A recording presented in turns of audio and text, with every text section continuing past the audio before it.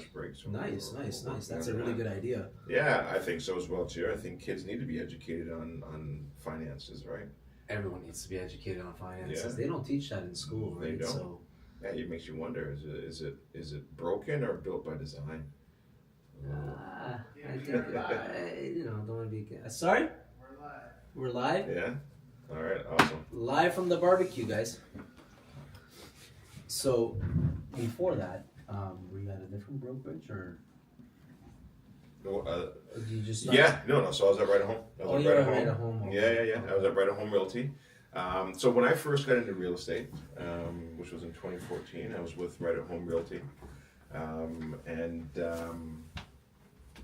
that was a very interesting transition. So I had to leave my full-time job to get myself into getting into real estate, and I didn't know anything about sales. Yeah. So when I was at TD Bank, when people hear TD Bank, they hear, you were in the branch. I was thinking. Were you a mortgage specialist? Or? No, I was IT. You're IT. Completely left. I worked with Ethernet cables and servers and mainframes. And so that's what I was doing. Networking IT. Yeah. I was in the network, so I knew nothing about sales. I didn't know how to sell real estate. I didn't know how to sell, anything on, in that space. So, yeah. Well, that's great. So, what I usually do at the start of the podcast is I do a quick introduction. Yep. Right? Obviously, you have your own podcast. You know how it works, right? Yep. I do a quick introduction. Talk about you coming on and being a special guest. So I highlight a few things that that you're well known for and you've been doing. Yep. But the things that I'm going to mention is going to be like award-winning realtor. Has his own podcast. It's Real Talk with Gary, right? Real Talk with Gary, yeah. And is also a mentoring coach in the real estate space. Yeah. Perfect. So, awesome. So because that's essentially what our viewers want to know, right? They want to know. Yeah, who I am, what I've done, what you've done, and what you're planning on doing. Yeah. Right? Yeah. So, and I also have, there's another company I have, I don't know if you know about this, it's a private lending company. Oh, really? Yeah. So we do that as well too. Yeah. I'm going to ask you for money. Yeah, 15%. Discord. This is the new, you guys need money? But yeah, no, that's awesome. Like, see, these are the things, right? Like, and that's the beauty of a podcast. You get to know people, right? Yeah. You get to ask them these questions. And like, I had Leo Francis. I don't know if you know Leo Francis. Yeah, is it Jacqueline Francis on? Yeah, it's funny. I'm actually having lunch with him next Friday. Great people. Yeah. I had them on. The podcast went like almost 2 hours. Okay. Like they're very interesting. Their whole story was interesting. Okay. Like he was in the trucking field and like how he bought his first house and he got involved in real estate, and it was like very motivational, man. Because I was so surprised. He's so quiet. You know what I mean? He doesn't talk, right? And then Jacqueline, she's a little bit more out there with the conversating and stuff. But when I heard their story, I was like, man, like. You really get to know people when you're doing these podcasts. I'm actually interested in sitting down and having a conversation with them because I've been seeing them, I've been watching them, and when I find, like a couple like that intriguing, I always want to know their story. Yeah. And usually what you'll find, especially when couples get into it and they're both into it, they are usually sometimes opposite. Yeah. And those make sometimes the best business partners. For sure. Because then you can see all sides of the game. Like my wife is... we can get into this, like the disc analysis. You know about that as a realtor. She's a CD and I'm an IS, complete opposites. Same with me. And I'll be the one that's more out there and willing to jump in and take chances. And she's like, whoa, hold on a second. Let me test the water first. Why are we doing this? What do the numbers look like? Like, the numbers are close enough. Let's go. Yeah. You need that though, right? 100%. You need somebody to jump and somebody to be like, okay, it's good, let go. Because sometimes they allow you to take a step back and say, you know what, you're right, that wasn't a good deal, or that wasn't a good business idea. Yeah, let's do the intro if you could get that on me quickly. Like 4 cameras, let me get it on you. Get it on me. I know, like the intro of the podcast. Let me move. I got 2 cups here. Let me get one of them out of the way. No problem. looks a on the little more side here? professional. Can you tell he runs his own podcast, guys? Oh, he's got what, like 300 episodes, man? Like he's up there, man. I'm on like number 10. No, it's more than that, man. You're more than that. No, I'm on 10, bro. I'm not even close to you guys. Like you guys are veterans, man. Like even like Jazz is doing forever. Yeah. He's on Twitch now. Jazz? Is it? Twitch, yeah. I'm telling you guys, Discord, Twitch, you guys are all. Is it like gaming? Twitch is more gaming. Can you let's do a mic check. Is that good, Blake? Yeah, 1 second. Do a mic check. Actually, I think he just did a podcast with. Was it right there, Manny? David. He did. Yeah, That was massive. Yeah, that's Yeah. huge. You can hear me? You Yeah, good? it's good. Gary, you want to say something? Yeah. Test. Yeah, we're good. Good. Okay. Cool. Yeah, he's good.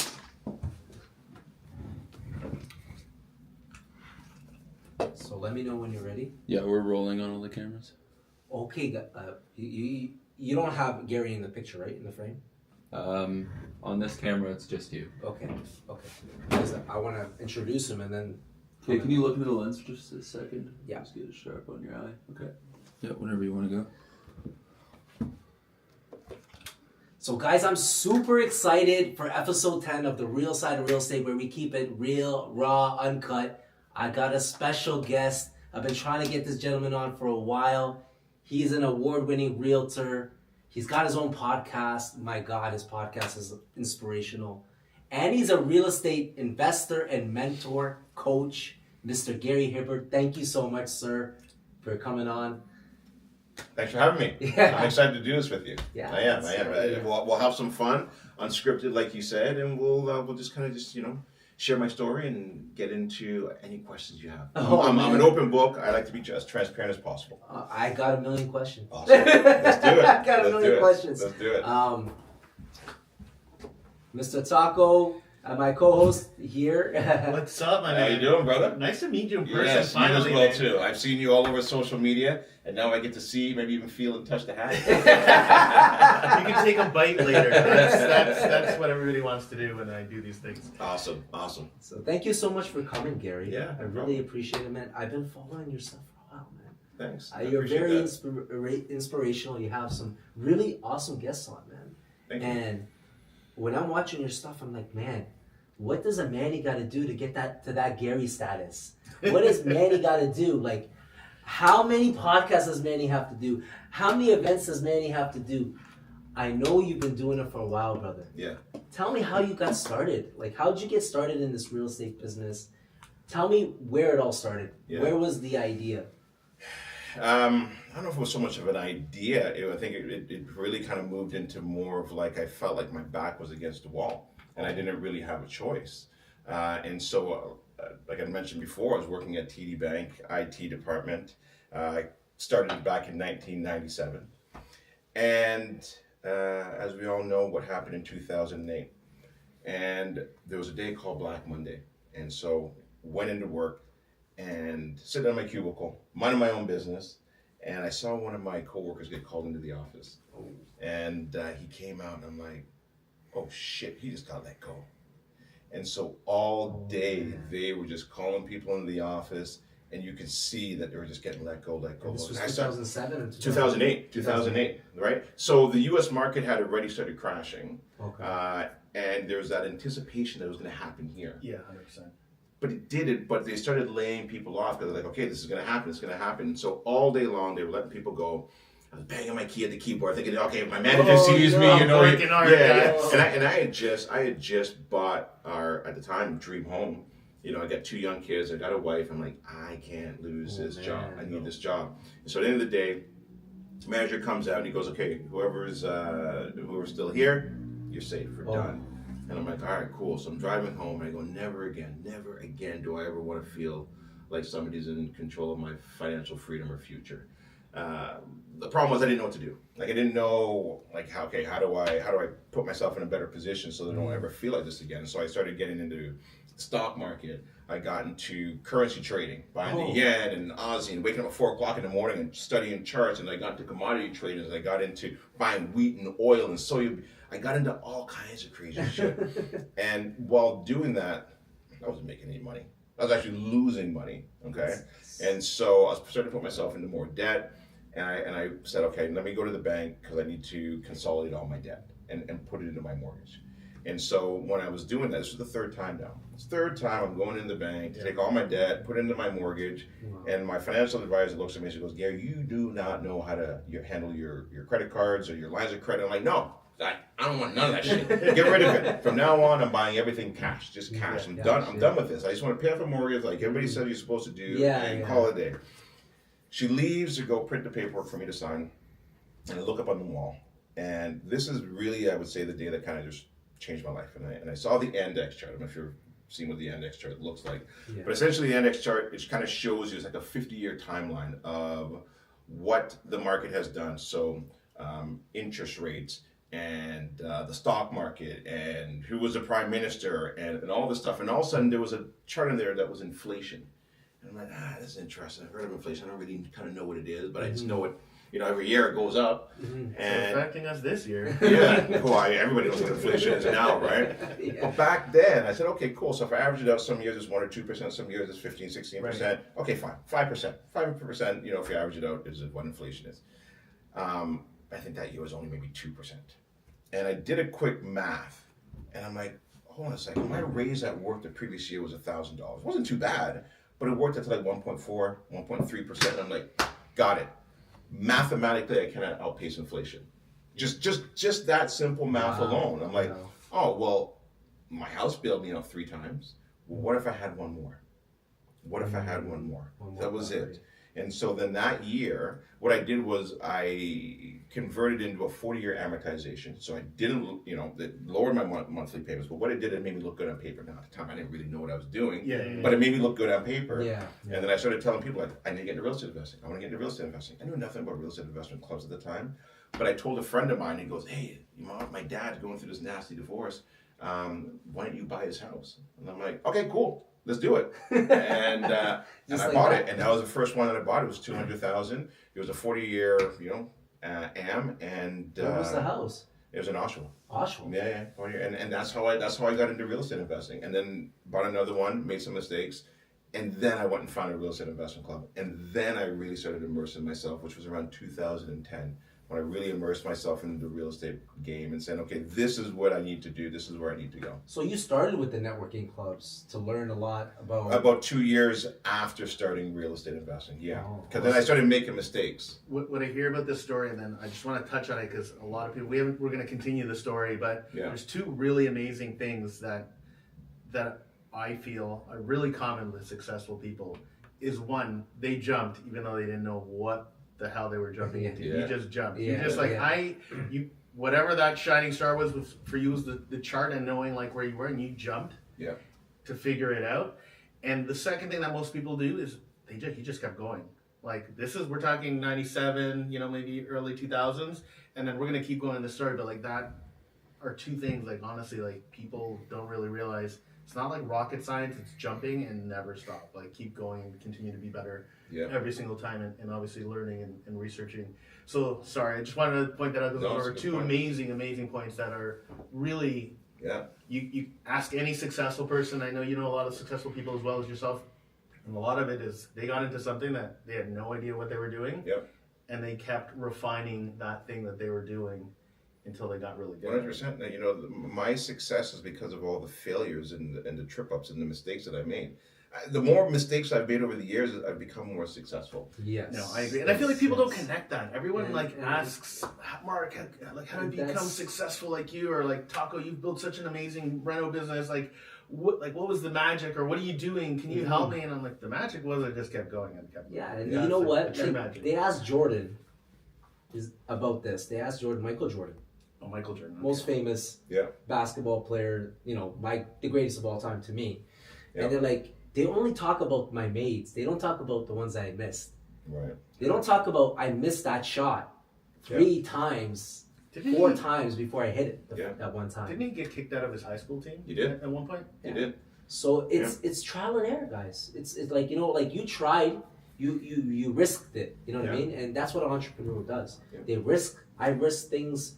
Mark has risked things, and you'll never really know what's on the other side until you try. Listen, you talk to anybody who's old, they never will tell you, man, I'm glad I didn't try this or I didn't try that. They'll say, I wish I had done this. I wish I had tried that. 100%. That's what it always comes down to. And so, you know, when you're talking about jumping, I'll fast forward just a little bit. I think this is also important as well, too. So from 2010 to 2014, I'd bought multiple properties.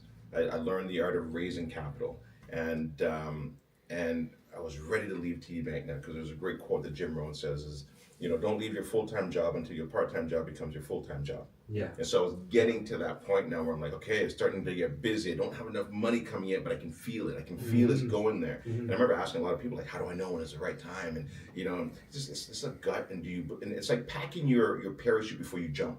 Yes. And when you jump, the parachute won't open right away. You will hit the side of the mountain. You will get, I say fucked up? That's right. Okay, Yeah. but eventually will open if you Yeah. plan it correctly, if you plan it properly. And so before I left TD Bank, there's 2 things that I did. I went and did the CN walk. I was very fearful of heights, so I did that. Wow. I don't know if you've ever done it. I'm telling you, incredible.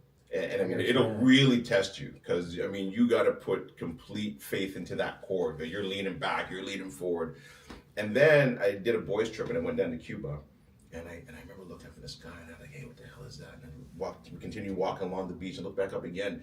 These like 4 guys jumping out of a plane parachuting. And they landed right beside us. And I'm like, how was that? And they're like, it was awesome. And I'm like, I looked at my boys and they saw the look in my eye and they're like, I know what you're thinking about. We got to go do that. We got to go jump out of a plane. Yeah. And so the 4 of us, we went up there. Well, I don't know, it was 5 of us. We went up there, jumped out of the plane. Yeah. Best experience ever. And you were scared of heights. Yes. We were at like Nice. 10,000 feet. We were 10,000 feet up in the air and we jumped. In Cuba. I don't even know what the safety measures are like, but we did it anyways. Yeah. And I can tell you this. This is why I bring that story up, is that if those 2 things didn't kill me, then leaving my job won't kill me. No. And so that was what I used to kind of rationalize in my head, okay, so this is not the end. I'm not actually going to physically die because these 2 things didn't kill me. So let's go.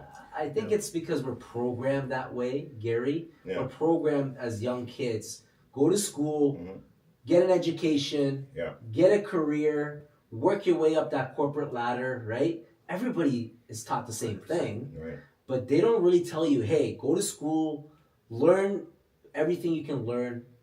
Learn about the financial aspect of things, which they don't teach at school. Become an entrepreneur. Have you ever heard a parent say, become an entrepreneur? Yeah. No, that, you know, it's go to school, get that education. They don't teach you, you know, we were talking about this a little bit earlier, like mortgages and taxes and the different payments that you're going to make if you own a home and what is a credit card and the credit card interest. Student loan. They'll teach you how to. Well, as soon as you walk into your university or college, there's a credit card table right there. You have zero clue on how to use it. Crash course on how to get credit, and then they're like, "Oh yeah, we don't know how to use it, but here's the card." Right. Yeah. Yeah. It almost feels like a setup. Yeah. You got an OSAP loan? And they actually did a study, Gary, about the A students and the C students. And the successful rate of the C students as entrepreneurs is much higher than the A students. Right. Because the A students would follow what they were told. They just put the blinders on and be like, go to school, study, you know, get your higher education, go to a job, work the corporate ladder. The C students would question. Right. They question it. They're like, this doesn't make any sense. Yeah. Why are we doing it like this? Why don't we just cheat? Hey, listen, but partnership but it's about why not? Why not cheat? 100%. Part of it is about partnering with other people and not always following the path that's laid out. It's okay to kind of, you know, pivot, adapt. Listen, a lot of the success that I've had over the years has always been pivoting and adapting. We talked about it earlier as well too. Last year was one of the best things that's ever happened to me. I had to pivot so hard because I actually thought I'd built like a recession-proof business, and I got hurt. Yeah, and that's a good thing. And you know what? It was humbling, even for myself. Like, you know, but what what doesn't break you makes you, right? No, man. I honestly, back to the high school thing. I Yeah. remember 2 things in high school. One was having my grade 11 teacher that I just walked in the class, but she saw my previous grades and my attendance, which was terrible. And she was like, "Why don't you just quit school and go get a factory job? Because you're gonna be like useless in life." And I was like, Really? and I don't know, to this day, like a lot of people are like, maybe that's what drove you. I was like, I never really thought about it that way, but I remember, and I still remember to this day, like that chick, I was like, she doesn't even, you know nothing about me, lady. For you to say that is like, was terrible, you know? Yeah, and I think a lot of it though is that, you know, at least even for me too, like I was a CED student. I know I could have done better. Yeah. But I just did it because I didn't understand. Like, I'm never going to, like, okay, here's a great example. If Susan leaves the train station at 10 a.m. and is traveling at 55 miles an hour, and Bobby leaves at She should have whatever taken time, Uber. hey, I'll call him. You know? Yeah. So I've never used that math because Yeah. why would I ever use it? And so it was this question, like, when am I ever going to use this information? Like, it just didn't make any sense to me. No, And so I questioned it, and then I would just go into the exam, and I would do whatever I could to get the mark so I could pass. That's how exactly. Yeah, I bet you did really well on the subjects you liked, though, right? I did, yeah. So like accounting, I don't know why I liked it, and then math, for whatever reason, I did good in numbers. Gym. Yeah, gym I was good at. I loved math, Right. programming, Yeah. and music. Yeah. Until in math, I found a buddy, and then him and I just played tic-tac-toe all day. Now I will say this, I do want to circle back to this because I don't want people thinking that I'm hating on school. I think there's something important about school as well too, and I tell this now to my nieces and my nephews is that yes, I understand you believe that they're not teaching you things that you're going to use in life, but here's what school is teaching you is the importance of preparation. To prepare, to study, to try to figure things out, and then to do the best that you can. Because now that I look at it, everything that I'm doing right now is always about preparation, or planning out my day, or planning out my week. Like start my day, finish my day before I start my day. So those are very important things, and I think if you come out of it with that, you'll do good in life. Even school challenges you too, right? It challenges you on different subjects. You get exposed to kind of like different environments because every class, like music class, was completely different than programming class, and that was completely different than English class. None of them were related, and you start to figure out who you are. Yeah. And I don't think you could do that without school. Like, it would take 100%. A long time to try to figure it out, right? Because you're just getting hit different ways of learning all at the same time. And you kind of start to like realize who you are, and that's where you're like, I love math, and I love the way that this works. Yeah. I hate English. I'm never gonna write a book again, right? Yeah. And you know what's funny though? No, add to that too. I hated English too. I didn't read. I love this guy. None of those Shakespeare books and all that. I used to watch movies. But you know what now? But I'll tell you this though. I look back at it and like, okay, maybe I should have paid maybe a little bit more attention to it, because what I ended up doing with my newsletters, and my newsletters is so important. I wrote a newsletter starting in 2010, and I still today send out newsletters every single week, where I wrote every Thursday at 4:00 something went out about me, about my story, and I had to then actually start getting into writing. Oh my God, grammatically it was terrible. My wife would read it, she's like, what is this nonsense? But I was just spitting out ideas, and I got better, and I got better, and I got better at it, right? And so... To you guys' point, like college, for example, the discipline that it teaches you, college and university, because you got so much work compressed into 14, 16 weeks, so you either make it with the discipline that you have to be disciplined. Yep. You have to be disciplined to be on top of it. And that is a huge life lesson, college and university, because the discipline in life is similar to that, especially if you're an entrepreneur. No, yeah. Even the attendance, right? Like when you in high school, they're on you for attendance, but in college, like, show up, don't show up, you kind of stop. It's like being an entrepreneur, like you're just now a number, and you got to have that responsibility to show up to that class and take the notes, because nobody's sitting there handing you handouts or be like, okay, class, everybody's here. Okay, now we're gonna start. Like, they just start in college. You just sit in a big room full of lots of people, whether you were on time or late. It stops mattering, and you're like, oh shit. Yeah. I actually got to write this stuff down, right? Discipline equals freedom. Yeah. Discipline equals so freedom. When you got started, Gary, you got all these rental properties. So what led you to become, okay, like I want to look into becoming like a realtor, or getting on that side? What led you to think about becoming a realtor?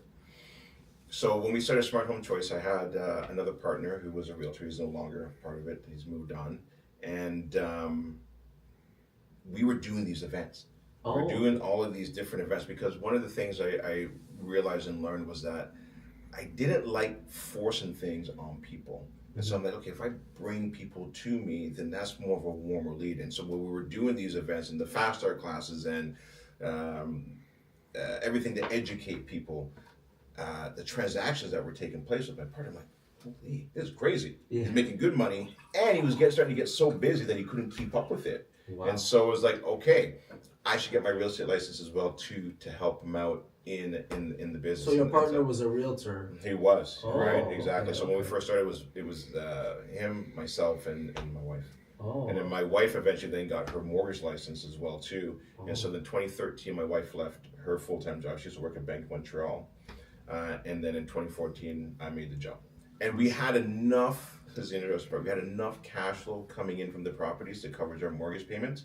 And at the time, our mortgage payments were like $1,600, so I don't mind sharing that. And it was just enough to cover that. Yeah. And I'm like, okay, cool. So long as they won't kick us out of our house, I can go and rap on my, neighbor's door and say, hey, can I borrow some rice? Can I, can I borrow some sugar? Can I?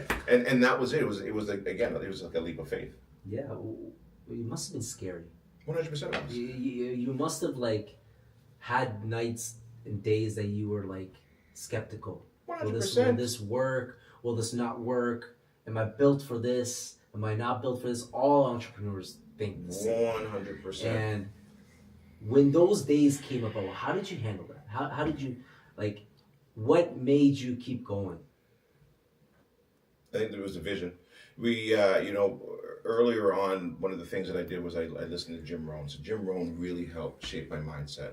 And I think people need to pay more attention to the mindset piece. It's so important. I know it sounds cliche, and I know a lot of people keep talking about it, but it's so important because it allows you to weather the storm. And when that storm gets rough, and it will, the mindset helps get you through it. It's off. Is it off? It was off, yeah. Okay. What happened? I don't know. You unplugged it, Manny. No. Yeah. It's not plugged in the battery. Plug it in. There's a thing. plugs right on the What's the floor. battery, yeah. It starts record on it. Would it shut off if there's still battery? There's still battery? I don't know. Okay, we'll just hit record. How do we check back on that last file? You have to pull it back, but it turn off. We can just restart that piece. Did it just turn off? Yeah. That's what I want to know. I think we both saw the white screen go on and we were like, oh. It shouldn't shut off if it's recording properly though, right? Yeah, it was really weird. Pretty interesting stuff. Mindset. Yeah. So, I've been to some mindset things. I actually had Jacqueline talk about mindset because she started Jacqueline Fence's stuff on mindset, and it's huge. Mindset is huge. What I find with mindset, it's still recording the thing on the live. Yeah. With the mindset, I had a rough life growing up. You know what I mean? And if it wasn't for my mindset, I wouldn't have even made it through. I had a lot of things happen. I was a bad kid in school, Gary. I was getting suspended for fighting. Just in school? I was talking out, I was, a CD student, you know what I mean? And I remember always being upset, you know what I mean? Because you always feel like the world is against you as a kid, you know what I mean? Yeah. And you're why is the world against me? That must have been a previous file. What, and you just had a bone to pick with people. Mm-hmm. Right? And that was the motivation. Motivation. Teachers and principals school's not for you, man. Right. You're not gonna finish high school. I finished high school. You're not gonna finish college. I think that's college. You're not gonna get anywhere in life. You're not gonna become a realtor. You're not gonna do anything. And I love the motivation of someone telling me I can't. Right. Yeah. So do I. Tell me I can't do something, and I will do it. Right. Yeah, and I think it also depends on how you're built and who you are. But I'm the same way as well too. Like you tell me that I can't do it, then I wanna prove not so much prove you wrong, but I want to prove that I can do it. Prove It's myself, more of an internal battle than anything else. I think it's always all an internal battle. Whether it's, you know, do I look good on video? Doesn't anybody even want to hear what I have to say? That's all internal. We all go through that. 100%, You know, there's the fear of public speaking. That, you know, these are all things that a lot of us have. And it's not like as if I just woke up and I was a born leader. I had to work through that. I had to. Sure. There were many times I did public speaking, and I tell my wife, I get home like, I ain't doing that again. I don't want to go up there. I don't want to sweat anymore. I don't like that uncomfortable feeling. You know, every time somebody asks me to speak, whether it be Corey McKinnon or any group, and the very first thing that comes into my mind is no. I say it internally, no. Yeah. And then I'm like, okay, let me just check my schedule. That's me just trying to, you know, work. And then I look and I'm like, damn it, I'm free. And then I'll go, I would love to come out and do a talk. And then I hand the phone. I'm like, oh, what did I just do again? That's so funny. But those are struggles that I think a lot of us go through, and sometimes I think it's good for people to hear that 100%. Even Gary's, you know, has fear of public speaking. Yeah, I do. I have fears just like anybody else does, and those are and so you got to be able to work through those fears. That is, I think, the whole essence of life is working through those fears, 100%. working through the challenges, and being a better version of the person that you were yesterday. I always kind of look at it and say, okay, the person I was yesterday, if I was to confront him today, is he better than me? Mm-hmm. And can I outsmart him? Can I outwit him? Can I outmuscle him? Yeah. That's what I want. I want to always be a better version of the person that I was yesterday. And we were talking about this earlier, like 8 months ago. I would never go in front of camera. I was not the camera guy. Right. And I don't know if Mark, you know this, but 8 months ago, I was just like never in front of a camera. Right. 8 months ago, nobody knew me. Oh, look at you guys now. It's you know, getting over those hurdles and those fears and those obstacles, and and if you do it enough, repetition, and you try and you keep going and you practice, you could get better naturally at something by just doing it enough. 10,000 hours. You know what I mean? That's it's like, and just like you, like when someone says like, speak, you know, Corey and them asked me to speak, and I was like, so scared, you know what I mean? That was my first speaking gig. I've never spoke before. Mm-hmm. And, you know, I wanted to say no, but I tried it out, and you know what? I felt great about it afterwards, but at first you're like, oh my God, there's 100 people in the room, right? And like getting over that, that fear, you're just conquering that fear and coming back and just being yourself, you know, and like that's the way I do it. You know what helped me through that? There's somebody that told this to me, and it really has now allowed me to feel more comfortable with it. Is I remember our brokers, we brought out Les Brown to do a talk, and so I had to introduce him on stage. Yeah. And Les Brown, you know, he's a world-renowned public speaker, entrepreneur, incredible motivator and influencer in the world. And I was talking to this lady that I met at an investment event, and I had a talk with her, sat down for an hour and a half, didn't even know her, and I shared my story with her and answered all of her questions, and she goes, what are you doing this weekend? I'm like, oh my God, I gotta introduce Les Brown on stage. I am so nervous. You have no idea. And she goes, oh my God, I can help you. I go, how? She goes, the chemicals released in your body, whether you're nervous or you're excited, is exactly the same thing. And I'm like, oh. So I'm like, so she goes, instead of saying you're nervous, to say you're excited. And I'm like, that makes sense. You see people on stage and like, I'm so excited to be here. And I'm like, how can you be excited? It doesn't make any sense to me. But now I know, because it's just the same feeling. Your heart rate goes up, your pulses increase. What you're doing is you're ready for peak performance. Mm-hmm. That's all it is. So you just change the word, and that goes back to your original question. Mindset. It's just all mindset. It is. As you change that word of nervous to exciting, like I'm so excited, I'm gonna pass out. That's how excited I am. You know, and so that is what's allowed me and helped me over the years to that's overcome a great tip, that. man. That's like I've never thought of it that way too, because I get nervous when I speak in large crowds and I'm the only person speaking.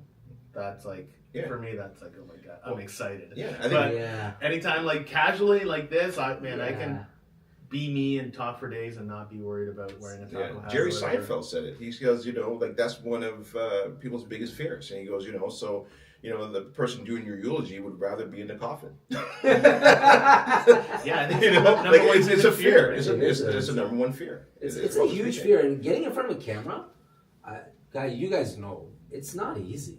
Putting yourself in front of a camera and recording, and I think and I've been in sales for almost 13 years. I have no problem talking one-on-one, 3-4 people, but once the camera was on me, I was like frozen. I just was like, what should I say? And you're super critical of yourself. Right. You're super critical of what I shouldn't have said this. Maybe I should have said that. Maybe and it's a huge fear to conquer. It is. And once you conquer that fear, you feel like you could do pretty much anything in front of the camera, right? Now there is one thing though that I will share, and one of my mentors had taught me this as well too, because I'd gone out and did a talk to his group, and he's like, "That was so good. I really loved that talk, Gary." He goes, "But be mindful. Do not get too overconfident, because I did that one time as well too. And when you do, then you think you don't have to prepare, you don't have to, and then all of a sudden now you're up there." And I'll tell you this, and I told Sakura too, I felt like I didn't do my best performance. So I got caught at the last event when I was at Corey McKinnon's, and I got off stage, and I'm like, ugh, I didn't prepare enough. And this is exactly what my mentor had told me. And I'm like, okay, good. It's good to go through those things where you can now take a step back and realize that you still have to always be working and trying to perfect your craft. 100%. Always. Yeah, because you'll miss stuff, right? And I find when I don't prepare, I'll miss something that I wanted to say, or like cover a piece. Because you get distracted and people ask you questions, and then you kind of sidetrack. And if you haven't prepared, and you're like, okay, I gotta mentally prepare, like I gotta hit this point, this point, this point, this point, so you pass on your best performance or your best message. I find like that's like it's 100%. Crucial. You gotta prepare, man. 100%. You shouldn't wing it. Don't wing it. It's easy to wing it. It's so easy. But your output is way better when you're prepared, because at least 100%. You have it in your head. And you don't even need a script. You just need point form. You need bullets to go off of, right? Right. That's how I do it as well too. It's like as long as I got my main points on my whatever slide I've got up there. And I usually try not to make it wordy. I think that's where I kind of slipped up as well too. I had a little bit too much wordy stuff on there.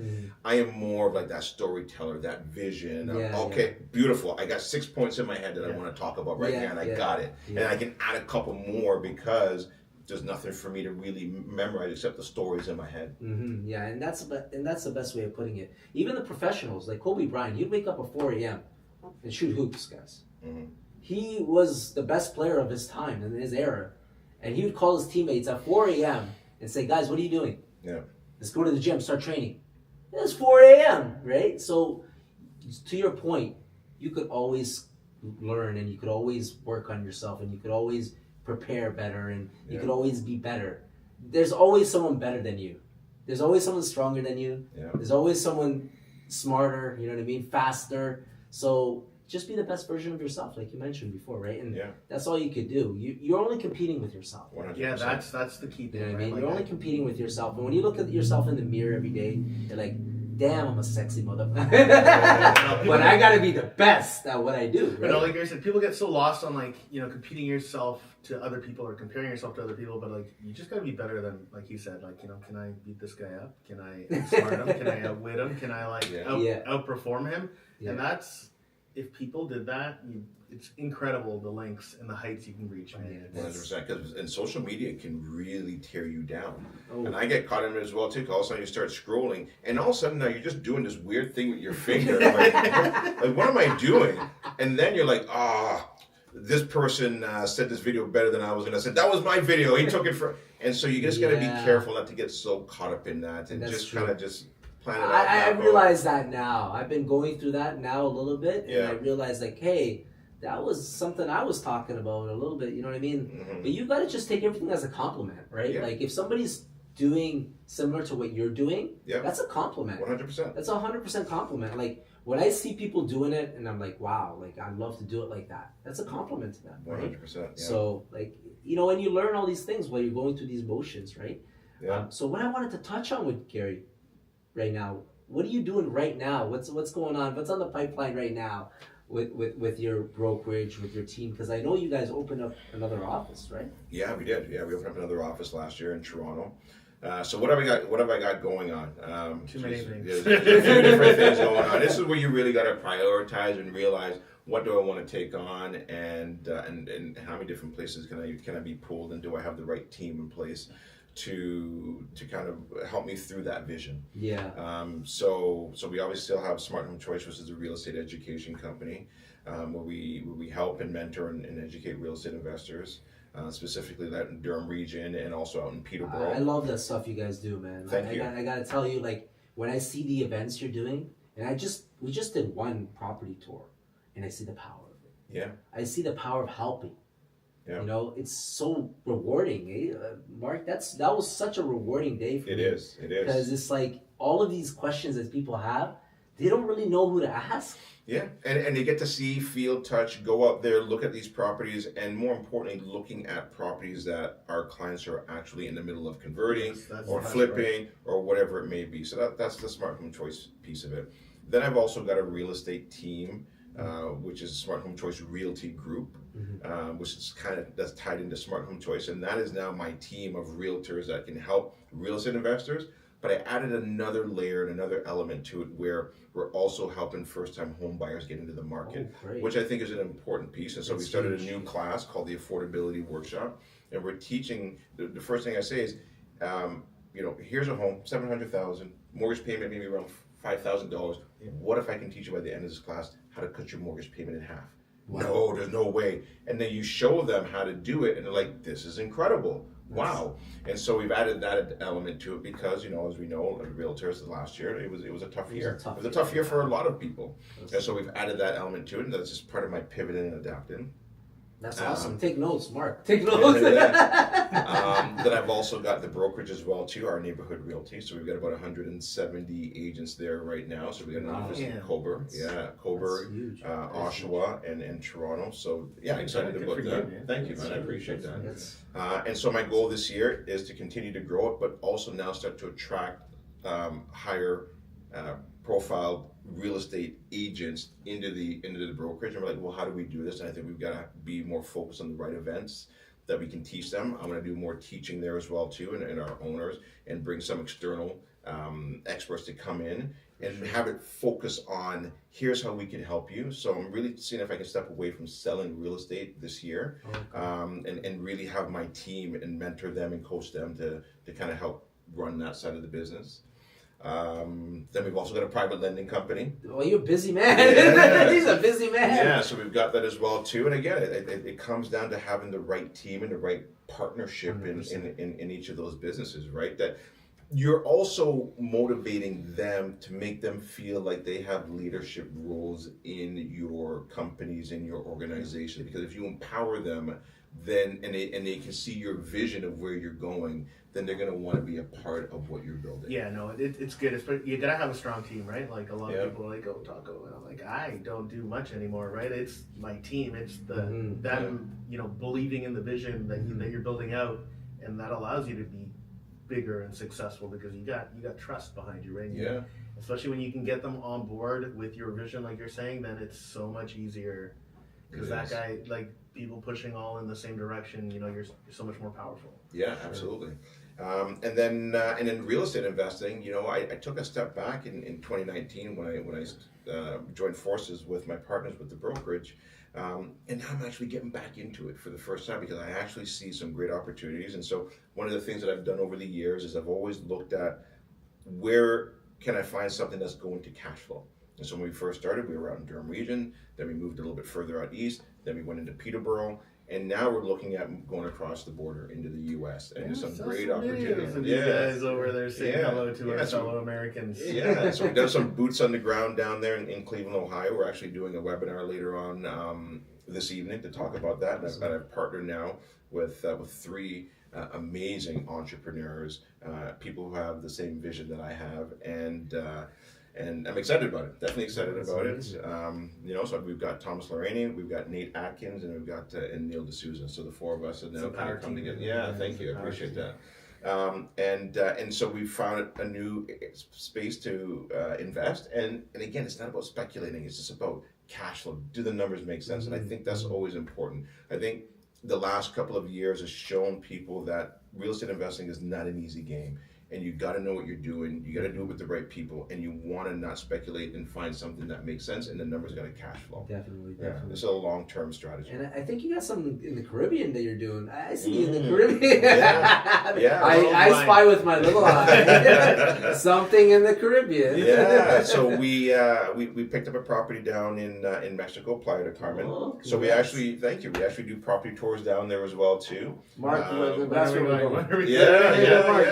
So you got the hat already. I'll bring the tacos.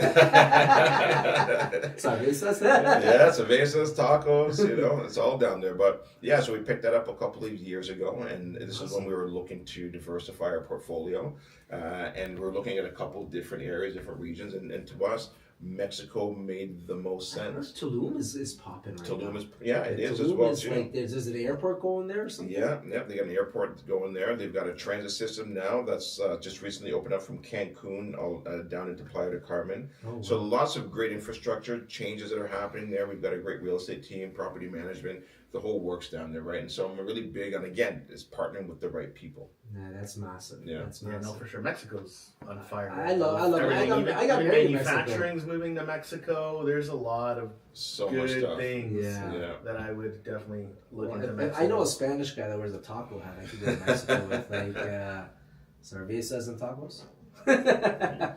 But no, that's awesome. Yeah, yeah. And what we did when we went down there as well too, we were looking for. So we got a condo. It was a 3-bedroom condo, and the way we looked at it, we're like, this is interesting. I wonder if we can take some of our skill sets, take it down there, and what we did was we actually converted it into a 2-unit. Oh. So we actually put like another door into the hallway, and then we put a lock off. So one side is like an apartment with like a little, nice. and then the other side is like a full kitchen. So you could be a 3-bedroom, or you can rent it out as 2 separate units. So for there, we can still rent it out, make some money, or we can just use it for ourselves and our family. So I have a burning question about that. Yeah. The safety factor. Yeah. This is something that always comes up, right? Mm-hmm. With investors and people I talk to. How safe is it to invest in a place like Mexico? Well, I know it depends on the area that you invest in, right? But how safe is it to invest as you've invested there? You know what? It's incredibly safe there. Now, they do have a lot of protection there as well, too. Obviously, they got cops, they've got the military there. But, I asked that question when I was down there as well, too, with some of the local. I'm like, hey, how safe is it down here? Like, a lot of people always, you hear the news and, this one got shot or this one got taken. And I'm like, amigo, it's safe. It's very safe down here. He goes, just don't get yourself involved in the cartel. Don't be coming down here and selling drugs. Just don't be doing things that you shouldn't be doing.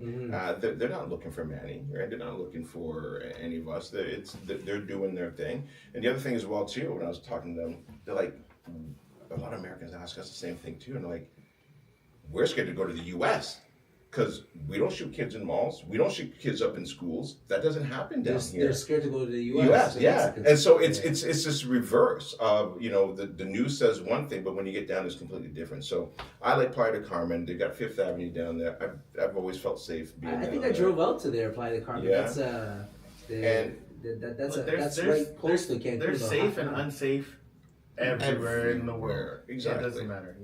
Don't do like you It's said. it's the media mark, right? The media How many always. cars get stolen every day in Mississauga? A lot. Right. Listen, turn on CP24. You can turn on any time of the day. Somebody just got shot. But because you're like, well, okay, I'm not in that area, so it doesn't affect me. It's the same thing anywhere in the world. It's. I remember I followed this one guy, and he traveled the whole entire world, and he took pictures. And at the end of it all, he goes, you know what? Anywhere in the world you go, most people want to help you. Most people are friendly. Yeah. That is his whole consensus of what the world is really like. But the media and the news, they do such a great job of spinning it. You read any of those articles, because I started digging into some of them, and it says Canadian killed, and you read it and like, in the middle of it, at the bottom, they were caught up in some drug bust that went down. Yeah, they're part of the cartel. But you gotta read. But you gotta read the whole thing, not just the headline is there That's the to problem. sell. That's the problem. We're lazy. Humans are lazy. They'll read the first 5 words and then they'll be like, "Oh my god!" And they said that about Afghanistan. I'm from Afghanistan, and there was a tourist that went there, and they're saying how dangerous it was, and they were scooting him away. And he's like, "This is the most hospitable place. This is the most safest place."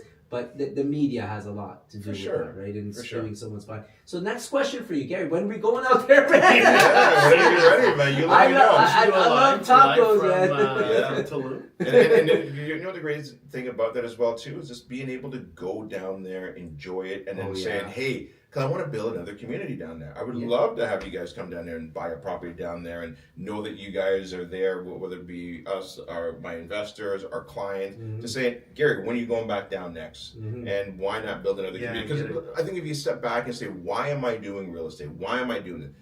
Listen, I'll make sure very clear. I don't love real estate investing. I love what it does for me. And I think people get mixed up and caught up in that. Like, do I actually wake up every morning and say, I can't wait to buy another property because I love bricks and lumber and mortar and shingles? No, it's that's not why we're doing it. I think Mark's in love with shingles. Right? You know, maybe some people are. I mean, no. Right, but you're doing it because why? Freedom of choice, freedom to do what you want to do in life, freedom to spend time with your friends and your family. And I think people miss that mark. And so you got to be very careful. And I'll share a very personal story. I think this is really important as well too. So in my early 30s, my wife and I, we had 2 young kids at the time. And my wife's mother got diagnosed with cancer. Her mother got diagnosed with cancer. So both ovarian cancer. A couple years goes by. My mom passed away, her mom passed away. And what that did, really early 30s. And that's devastating. And what I realized was that, this is a short ride. And you never know when it's going to end. And so when we started our business, and if you follow me on social media, one of the things that I did was when we started Smart Home Choice, I knew it was going to take time away from the kids. Yeah. And so on my way home, I stopped off, I got a Bristol board, sat down with them, and we wrote Smart Home Choice in the middle. We said, okay, what do you guys want from this company? Because we knew it was going to take some time away from them. And we're like, we want a mascot. You want a mascot for? I'm like, okay, fine. Okay, what else? How much money do you guys want to make? $1 million a month. All right, cool. We're going to make $1 million. What else do you guys want? Vacation. How much vacation you want? 2 months. 2 months. What about 4? Yeah, 4. And so we helped them. They helped us design. That's a great idea. Yeah, I love that idea. And then I looked at my wife and I'm like, I wonder if we can actually take 4 months off. I wonder if we can build a business where we take 4 months off. And we're like, yes, why don't we? And so in July and August, we shut down Smart Home Choice. And in December, January, we shut it all down. We shut it down. There's no events.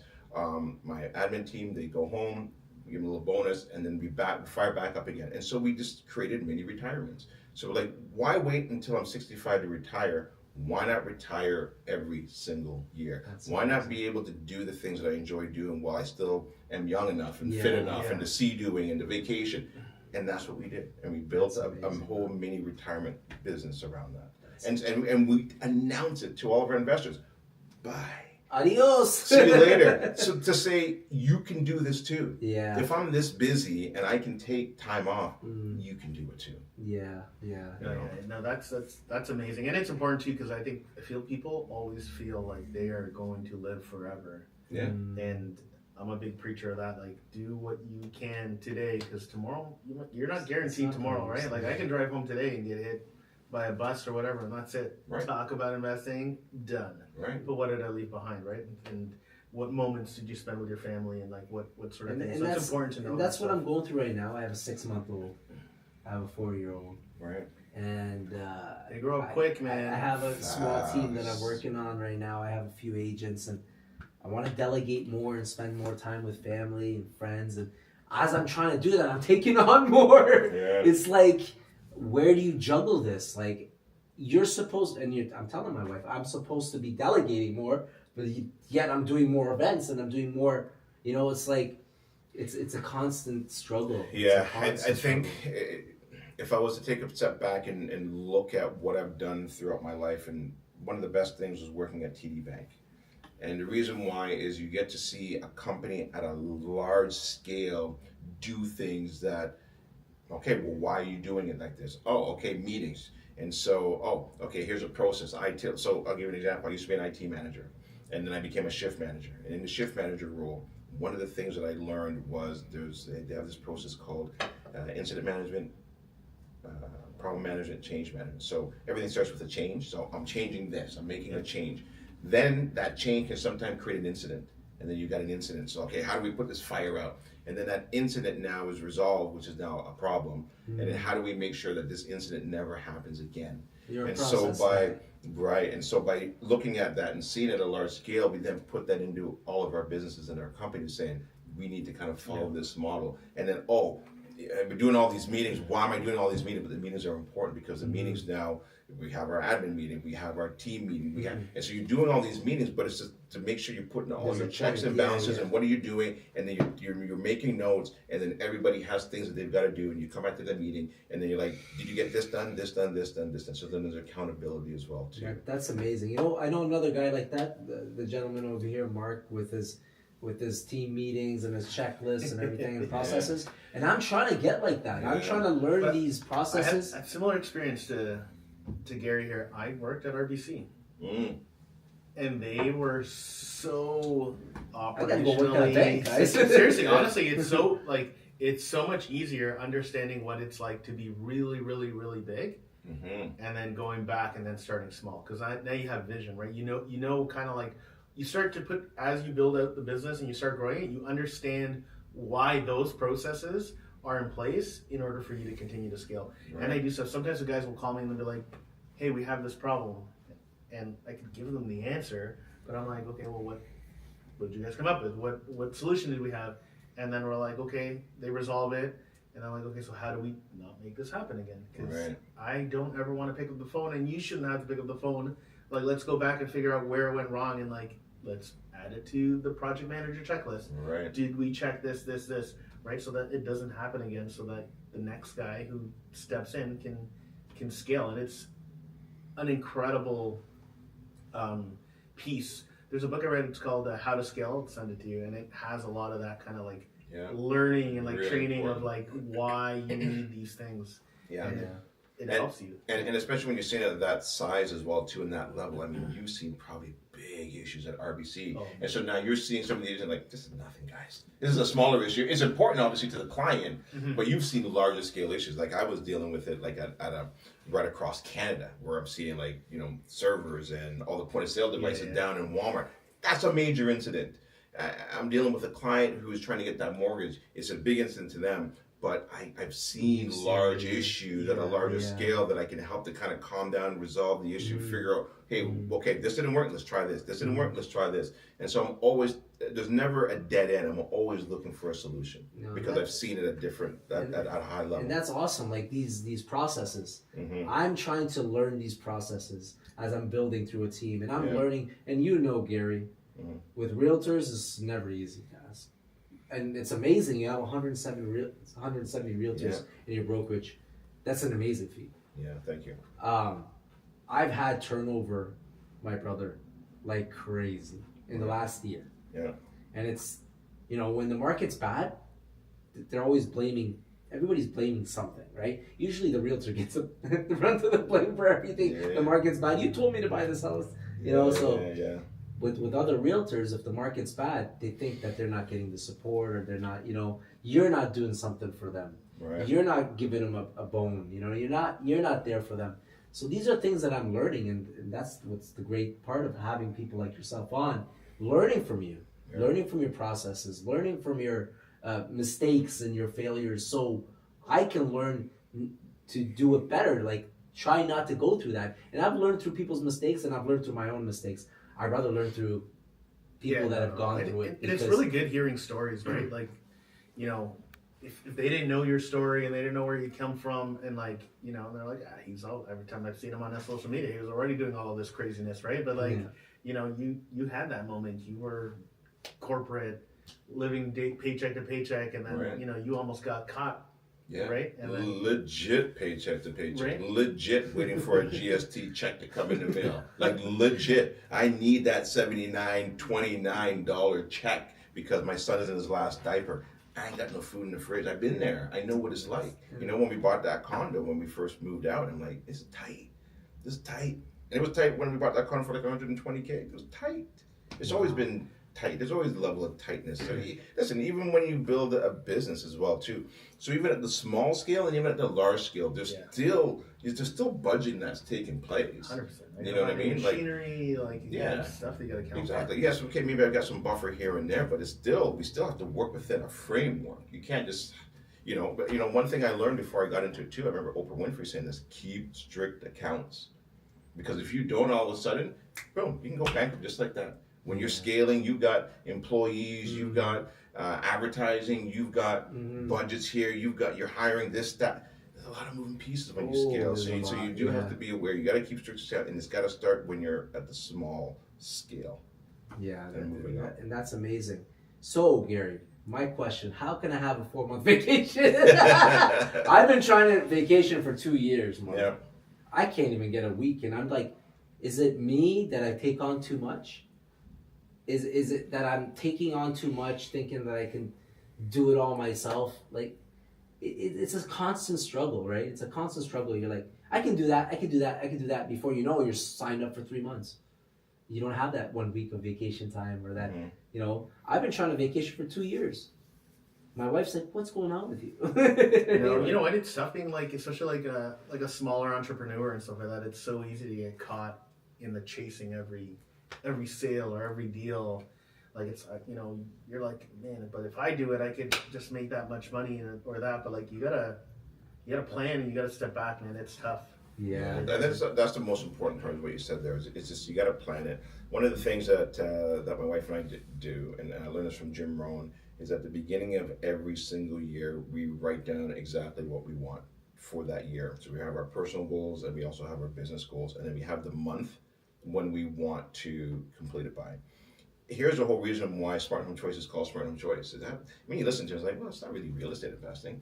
It is because we base it on SMART goals. So specific, measurable, attainable, relevant time. To me, SMART goals was way more important than just real estate investing. And so we tied that to our goals, and every goal we wrote down on the board was a SMART goal.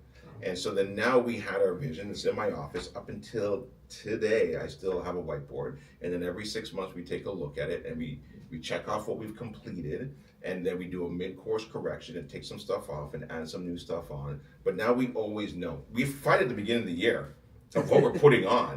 But at least now we know, okay, this is where we're heading this year. Because listen, would you set sail and go to England on the coast of Canada with no map?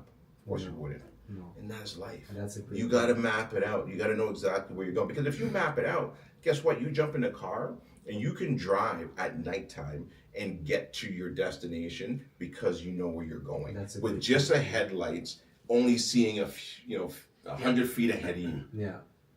But if you don't have a map and you don't know where you're going, well then that's how I was going down the life at TD Bank. I was just flowing down the river of life, and somebody said, hey Gary, you'd be good as a team lead here. Hey Gary, you'd be good as a manager here. Hey Gary, you'd be good as and I'm like, hold on a second. I'm not even choosing what I want. I'm just being put in places that people are putting me. And listen, if you don't design your life, you'll fall into somebody else's design. No, and guess what they have planned for you. I have a similar analogy too that I use, and it's about like you could literally go to California without a map. Yeah. Will you get there quickly? Will you get there on time? Will you get exactly to the point that you're gonna get to when you want to get to? Probably not. Right. You're gonna get lost. You're gonna miss exits and stuff like that. But if you use Google Maps, you'll get there and you'll know exactly when you're going to get there and how you're going to get there and all the stops you need to make along the way. Mm-hmm. Yeah. And that's the most relevant piece. Like you got to plan, like you're saying, you got to plan it out. Know when you're going to take breaks, when you're going to pivot, when you're going to get off the highway for food or sleep for the night or whatever. But you're going to be more calculated on how you're going to get there 100%. Versus being like pushed along and you'll kind of go in the direction you might not actually ever get there. Yeah. 100%. And at the end of the year too, we take a picture of it and we follow it away. Do it again. That's amazing. That's do it again. Follow. And you know what? We'll go back every 3 or 4 years and look at it. Holy shit! Discipline, man. Boom! Another one checked off. Another one checked off. Like it's almost kind of like you're placing your order. That's amazing. And you know what? I'm gonna start doing it from now on. Yeah. Because I've been a freestyle guy all my life, and it works. If you're a singular agent, you could get by. Mm-hmm. If you're not running a team and you're not really scaling to become bigger, it would work. It's worked for me for many years. Yeah. just a calendar of what I'm doing, my goals and whatever. But if you're trying to scale and get bigger and have a bigger team and get involved in construction and do all of these things, you got to write everything down. You got to have goals and you have to have plans and you got to have a roadmap. And you know what? Like, it would make life a lot easier. 100%. And to what Gary was saying earlier, like, you got to write these things down so that your team can follow along, because your team can't follow along if it's only in your head.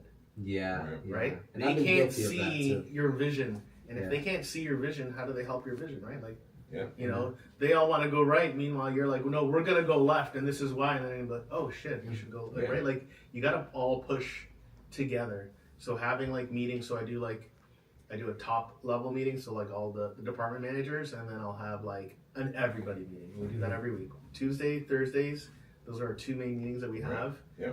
And, you know, for our construction guys, sometimes it's a little more difficult, but, like, we'll do it in the field, or even, like, at one point, guys were like, well, you weren't there, so we didn't have the meeting. And I'm like, if I'm not there, the meeting still happens. Just because I'm not the meeting, we're not having the meeting for me. We're having the meeting so that we can all understand where we are together, so that we can push in the same direction. Be in the and same then page. you're going to be so much more it powerful. it makes more total stronger. sense. It makes total sense. And So you got to start doing it. I definitely got to start doing it. Yeah. I'm guilty of it. Freestyling, I'm done with freestyling.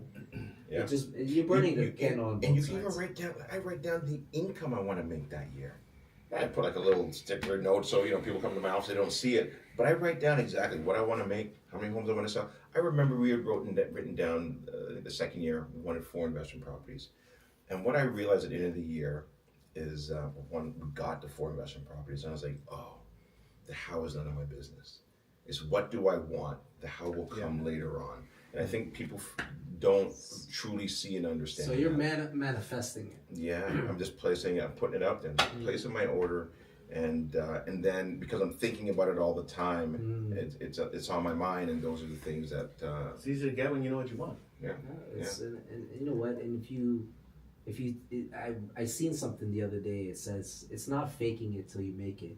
You just got to put it out there that you're not there yet. You're gonna get there. Right. You're gonna get there. So don't say I don't have it. Say not yet. Mm-hmm. I'm not there yet. So it kind of manifests itself out there. Yeah. But you have to have a roadmap. And it's a journey, though, right? I think it's not even like, and even if when you get there, you'll realize there's only a certain high you get for a certain amount of time. Because then you need other goals. You got to have that passion. It's always. It's the future that draws you. It's the future that is taking you on this journey. The journey is the most important part of it. Like when I talk to somebody who's new and they're getting into real estate or they're getting their first investment property, I'm like, I wish I can go back to that. And they're like, I want to be where you are. No, you don't understand. You're embarking on this incredible journey if you really put your mind to it and stay focused on it and have fun with it and know that mistakes are going to happen. Go and fail. Go and fail. It's okay. No, absolutely. Yeah. It's good. It's interesting. I don't know how do you keep going bigger goals, right? Like that was an interesting part in kind of like me growing as an entrepreneur and doing like the reno company. I remember when I started the reno company, I was like, I just want to be a project manager. That was like my dream. And now I have like 30 crews and project managers managing the thing, and then even like another guy that runs the whole thing. Like it's just like I'm like, what's next? What's next? Right. It was just. Yeah. It's just and I don't know if it always has to be bigger or more, but I just think it has to be prioritized and what's important in your life. Because sometimes it can be scaling back.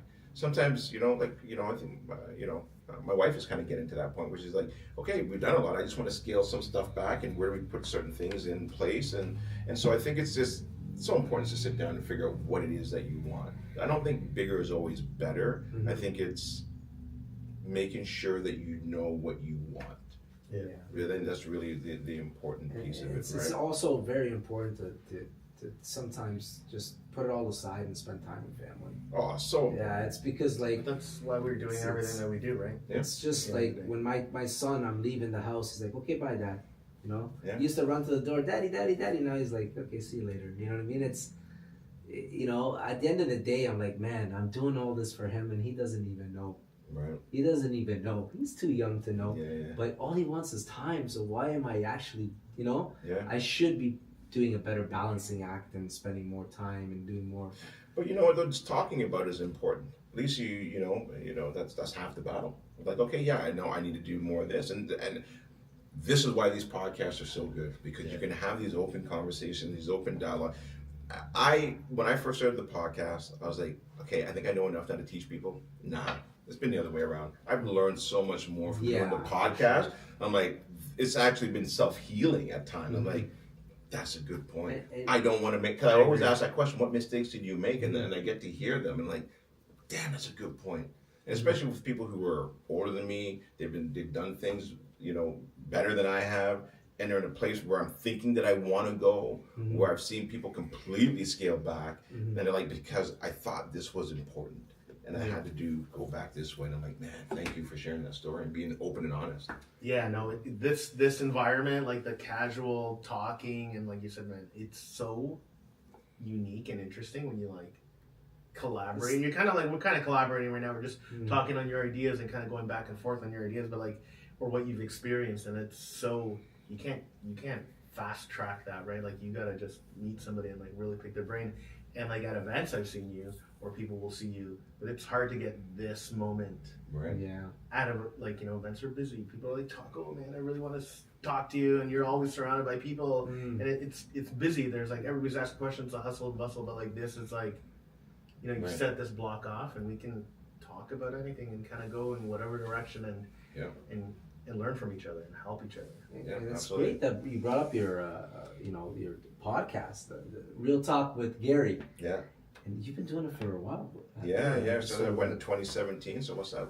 7 years now. 7 years. You're a veteran, man. Yeah, He's a veteran. Yeah, thank you. He's if they're talking about stripes, Gary's got stripes. I appreciate that. I appreciate it. General stripes. Yeah. So what have you learned through? Like you've talked about all of the stuff you're learning from the guests that you're having, amazing things. But as a host, because I just got started. We just got started on this 10th episode. Right. What have you learned that you can share with someone like me that's just getting started in this field and getting going with the podcast? And what would you advise someone like me? Think of yourself on your 10th episode. Way back in 2017. It's a long time, man. It's a long time. You're what, on your 240th or 200? Somewhere around there, yeah, I think so. That's a lot of guests, man. That's a lot. That's a lot of great conversations. It is. Like, I've had some incredible conversations. That's amazing, man. Like they say, a lot of podcasts don't get past the 3rd episode. To get to that level, it's amazing. Thank you. You know what I mean? And I like that. 244, 250, that's amazing. And imagine yourself on your 10th episode. Right. Imagine yourself being Manny and Taco right now, right? The 10th episode. What would you say how would you guide a guy like myself starting out in this field, in this episode, starting with this, podcast? What would you give us as advice moving forward? Man, there's so many advice that I can share with you on this. What's the best one? I think I love asking those deep questions of why they're doing what they're doing. And when you do that, sometimes what it does, it allows them to really dig deep. And I usually do that kind of closer to, maybe near the end, because now they feel more comfortable, the show is a little bit more relaxed, and then they'll open up. And I think that's where a lot of times I get the most insight of who that person is that's sitting across the table from me, and realize that we're all on our own journey and sharing a story and being able to allow the audience to pick one or two things that's allowing them to change their lives. That's what that resonates with them. Yeah, and I think it comes down to just service to many and helping as many people as you can. And it does. Like you learn a lot from the guests you have on. Yeah. And you learn a lot about them and their struggles, and it's motivational. It's inspirational. Having people on, like I didn't know your story until you shared it with us today. Right. It's very inspirational. Like, thank you. Coming from where you came from, learning earlier on processes that you're using today. Right. Like it's crazy how you learn things, in your first or two. Like I worked at Enterprise. We'll pick you up. Like that was my job. Manny will pick you up. I learned customer service from enterprise.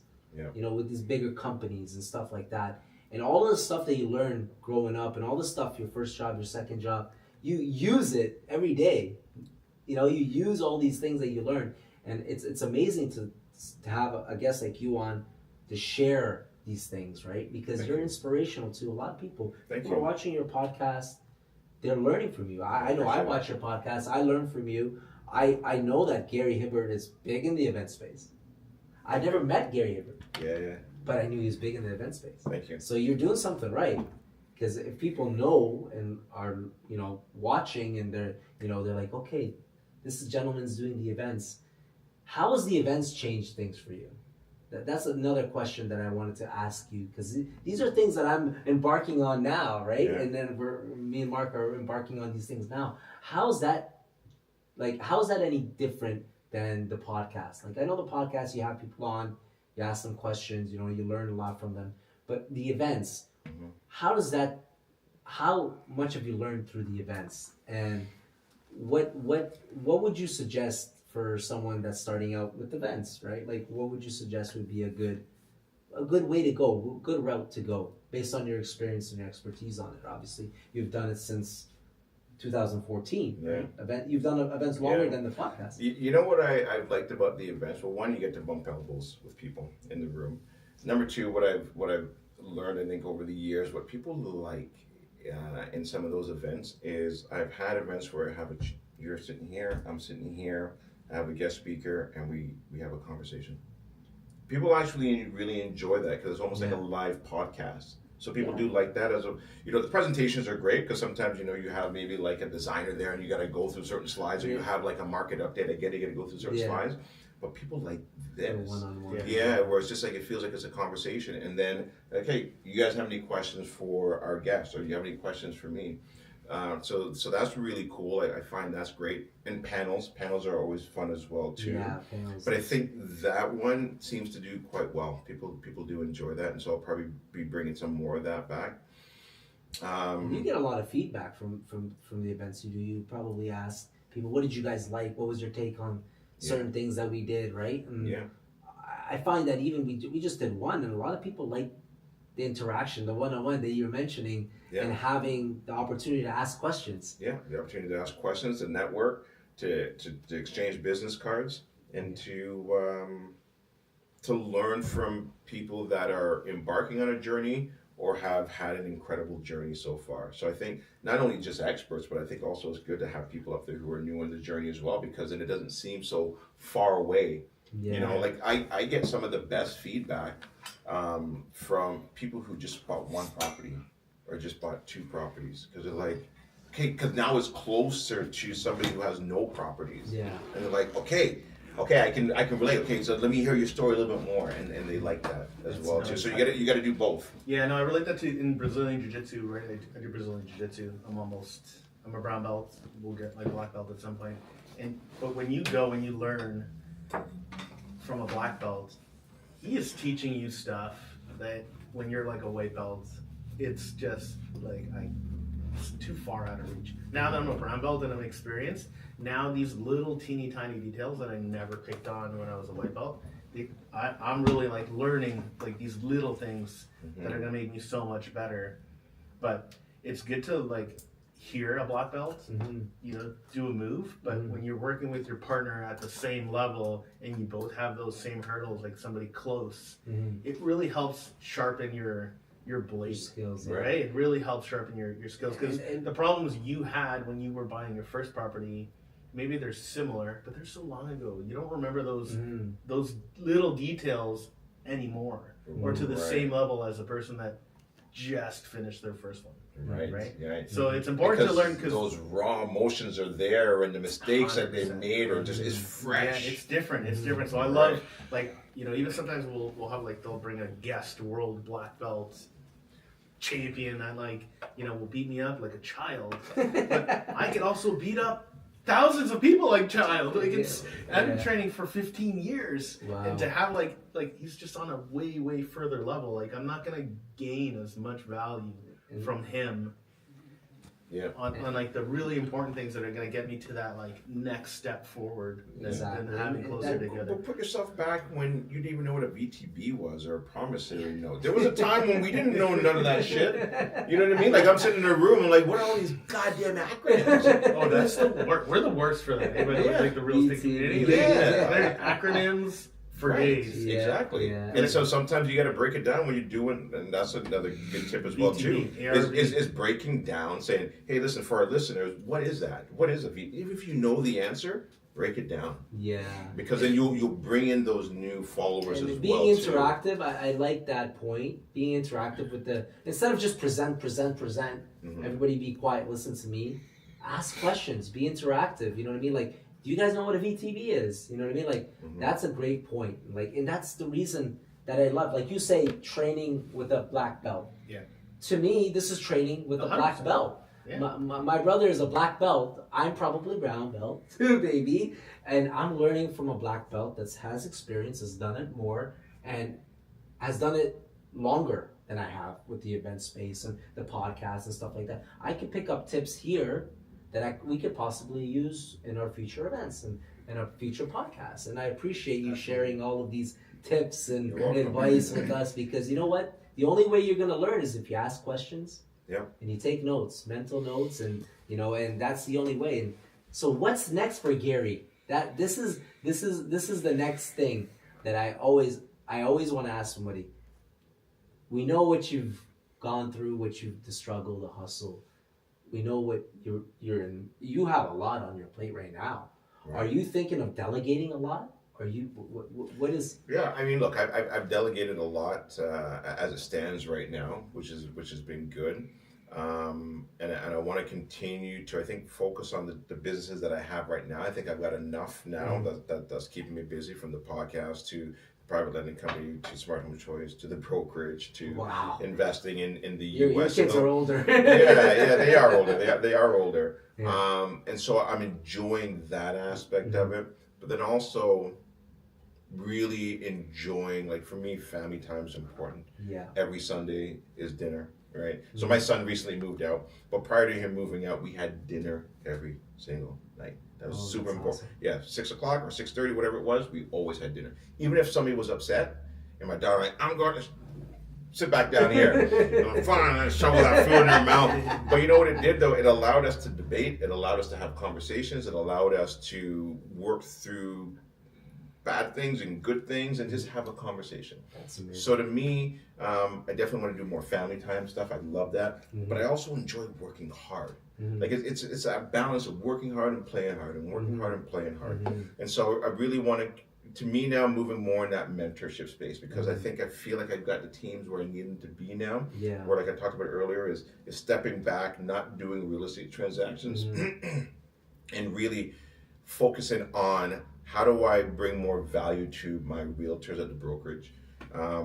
Because to me, I would rather sit down for an hour with whoever wants to learn from me and just have a conversation with Gary in my brokerage. Because I think that'll help attract the right agents to us, and also keep the agents that we have.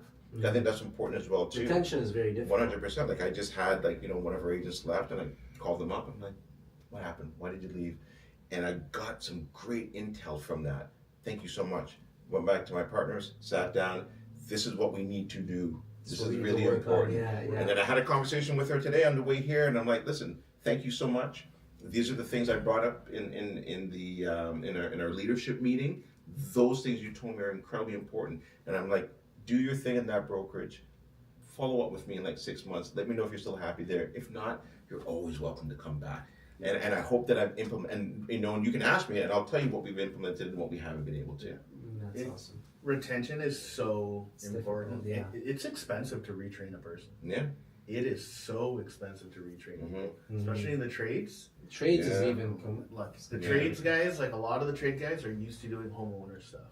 Right. So for us to bring them on board on our team, and then we just basically say, forget about everything you know, and now we're going to do it differently because this is for investors. It takes so much time and effort to, like, for sure, teach them how to do things in the proper order and quickly and prioritize stuff, and then to lose them is because the next guy's going to take so long to get them up to snuff. It becomes difficult. This is why like it's tough to scale people.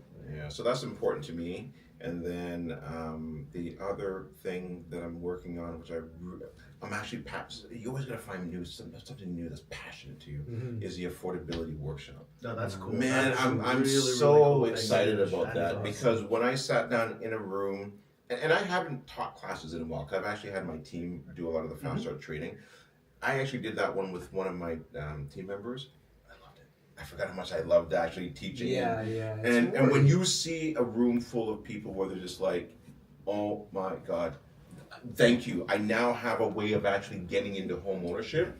To me, I'm passionate about that because now if I can help a family get into home ownership, it almost feels like I'm kind of going back to basics. And I think there's something okay with doing that as well too, where that's what I want to do. And I love Bill 23 because it also allows people to get into their first home, to convert it into 2, 3, 4 units, laneway house in the back, garden suite, and it gets them into home ownership. I still love working with an investor, but the passion now is, man, I love that family. So you can do it now with multiple units in a place. Yeah, right now. So people are like, oh, it's unaffordable for people. Yeah, it's unaffordable for a lot of people to buy their own house with just them living in it. Right. But it's pretty affordable for them to house hack, live in one of the units, and rent out all the units, right? Like, that's amazing. That's incredible that you're teaching that. Thank you. That is Thank honestly you. That is. Yeah, because I'm hearing the noise. I mean, you can hear the noise out there where people, this is unfair. This is unfair. Yeah. And I think investors have been painted with this bad brush. They have been for sure. And I get where these tenants are coming from. It's been incredibly unaffordable for them for sure. And so I'm not going to sit there and knock them. I would probably feel the same as well too. Like I don't know where it's coming, but all these investors have been buying all these homes. So I feel like I'm behind the 8 ball. This is unfair.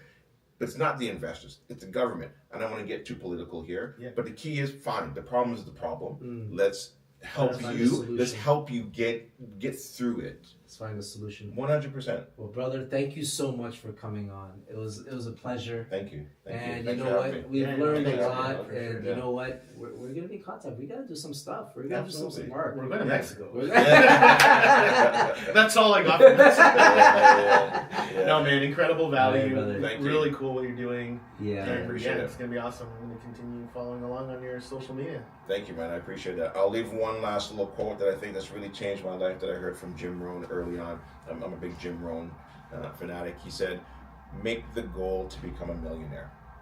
Not for the money, but for the person you will become to achieve it. And when you really peel the onion layers back on that, it's not about the money.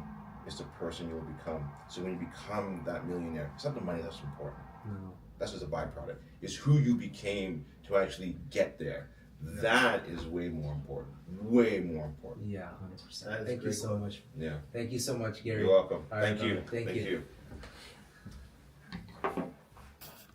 Hey, can we just do one more part on this podcast here? Yeah, sure. I'd like to just do the intro again, Manny. Yeah? Sure. Yeah. Did most of it record or did it? Yeah. Yeah. Okay. Yeah, there was a little bit of a cutout there at the start. I'm not really sure what that was, but we got an hour here, so. Okay, good. Yeah. Let me just disconnect from live.